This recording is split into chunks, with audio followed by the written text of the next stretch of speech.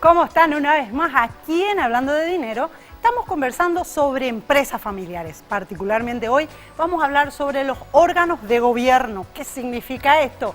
Incluso en empresas no tan grandes, medianas, y por qué no, en las pequeñas necesitamos comprender los diferentes roles que tendrían, por ejemplo, los dueños, los propietarios o incluso los futuros accionistas de la empresa. Así que a conversar sobre esto, cuanto antes, mejor. ¿Qué tal, Hugo? ¿Cómo estás? ¿Qué tal, Gloria? ¿Cómo estás vos? Súper bien. Yo, a toda la teleaudiencia también el saludo. Ayer ya empezamos a hablar de empresas familiares, empezamos a hablar un poco del protocolo y hoy tenemos otro tema. Está con nosotros nuevamente nuestro invitado, Gloria, el señor Marcelo Codas, presidente del Instituto Latinoamericano de Empresas Familiares en Paraguay. Bienvenido nuevamente. Así es. Buenas noches. ¿Qué tal, Marcelo? Gracias por estar aquí. Gracias a vos por la invitación. Buenas noches para la audiencia. Ayer vos me comentabas sobre el protocolo familiar y decía, vamos a ponernos de acuerdo. Básicamente es eso, escribamos en aquellas cosas que nos pusimos de acuerdo. Pero no todos los miembros de la familia, necesariamente, tienen que trabajar en la empresa. De hecho, hay veces que ningún miembro de la familia está activamente en la gestión como gerente. Pero, generalmente, los propietarios o incluso los hijos, si ya es una segunda o por qué no, ya los nietos de los fundadores, en caso de una tercera generación, están en el directorio. Y se puede ser accionista y no director, se puede ser, digamos, accionista o dueño de la empresa y no director ni gerente. Bueno, ¿cómo es este tema de los roles y específicamente en el gobierno de la empresa? Sí, en cuanto a órganos de gobierno, básicamente tenemos las dos grandes áreas, familia y empresa. Haciendo una breve referencia a la familia, nosotros tenemos que el órgano de gobierno de la familia es la asamblea familiar, por un lado, y por el otro lado el consejo de familia. La asamblea familiar es el órgano que se reúne una vez al año para estar informada la familia de todo cuanto acontece con la empresa, y el consejo de familia se reúne con una frecuencia superior a un año. Normalmente se reúne 3 o 4 veces en el año. Está dirigida no necesariamente por la misma persona que dirige la empresa. En muchos de los casos está dirigida por la esposa del fundador o por otra persona, ¿verdad?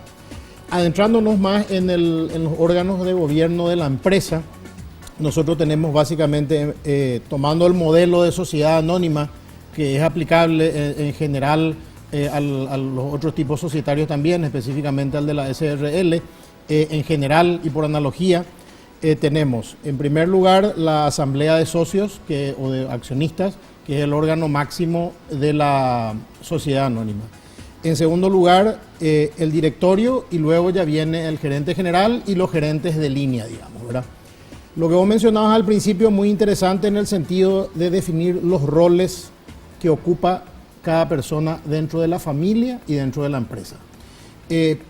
Uno es siempre familiar por el hecho de la relación de parentesco. Es el esposo, es el hijo, es el nieto del fundador o de la fundadora.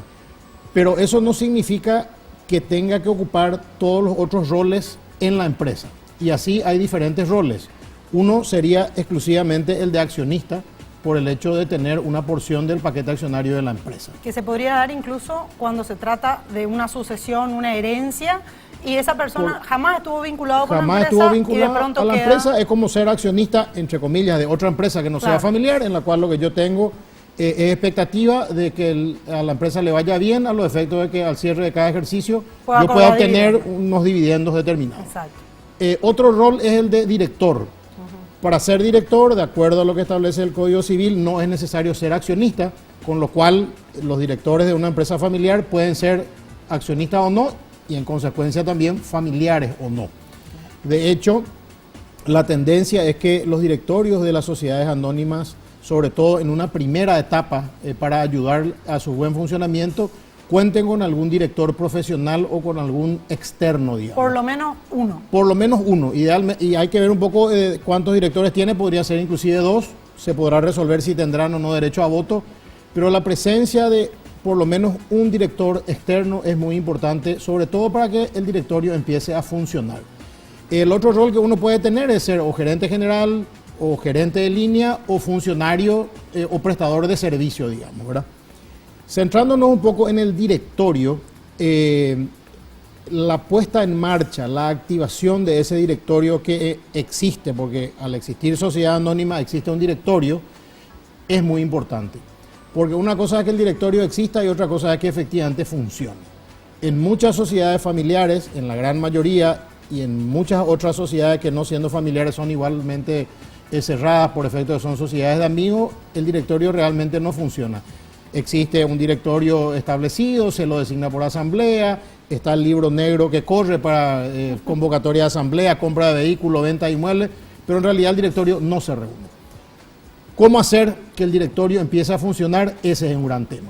Y ahí de vuelta, como veíamos ayer, la importancia de un profesional externo es de mucha ayuda. Porque ¿qué es lo que nos pasa a nosotros en familia? Yo vengo de un estudio jurídico familiar que somos tercera generación. ¿Y qué ocurre? Con mi socio estamos una oficina enfrente a otra. Entonces de repente voy a decir, pues tenemos que reunirnos como directorio y ver las cosas. Y el día a día es tan rápido. Y vos después empezar a decir, ¿pero qué es lo que está? Entonces yo abro acá la puerta y hablo con mi socio. Pero realmente... Pero estás hablando de los temas operativos. Estamos hablando de los temas operativos. No de los temas estratégicos. Y ahí está, como decimos los paraguayos, el curecultur. O sea, ahí está el gran centro de la cuestión. Poder diferenciar cuáles son los temas que hay que tocar en el directorio. Que no son las cuestiones operativas. Entonces nosotros tenemos que decir, como empresa familiar, vamos a reunirnos una vez al mes.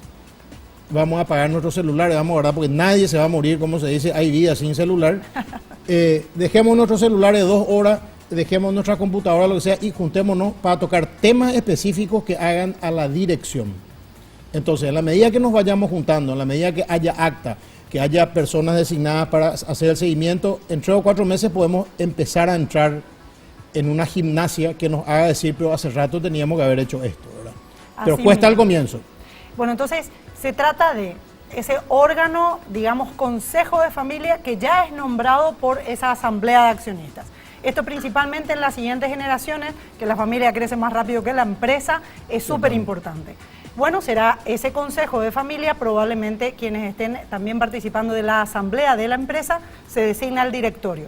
Hasta allí estamos hablando de unas personas que están tomando decisiones sobre estrategia principalmente. Sí. Y luego están los órganos de gestión. Podría ser la gerencia general, la gerencia de línea o, ¿por qué no?, quizás uno de los nietos que empieza incluso como auxiliar en cualquier sección. Entonces, no precisamente se debe hacer familia para asumir los roles de dirección o de gerencia, como también incluso podríamos tener dentro del directorio una mirada externa de personas no familia e incluso que no gestionen la empresa, como para poder empezar a la profesionalización, podríamos decir, de la toma de decisiones. Muchísimas gracias, Marcelo, por esta colaboración. Y bueno, Hugo, tenemos realmente muchísimo que aprender para profesionalizar la empresa y que nos pueda sobrevivir. En toda la semana seguiremos hablando de las empresas familiares aquí en Hablando de Dinero. Recuerden seguirnos en las principales redes sociales, en Facebook, en Twitter, en YouTube y en Instagram, @Hablando de Dinero.